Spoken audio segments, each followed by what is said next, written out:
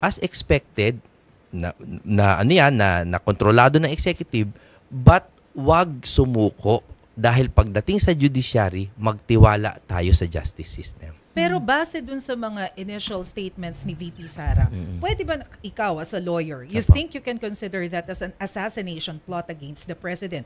Yung nauna niyang sinabi dun sa kanyang press statement.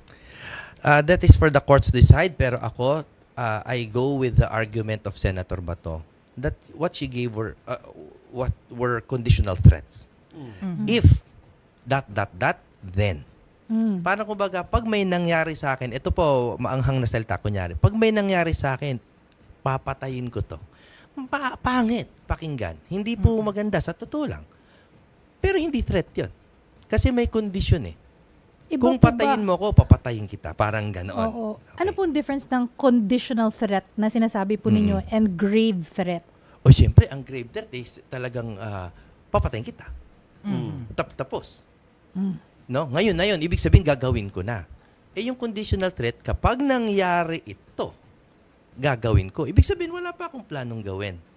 No? So that's the argument that a lawyer might make. No?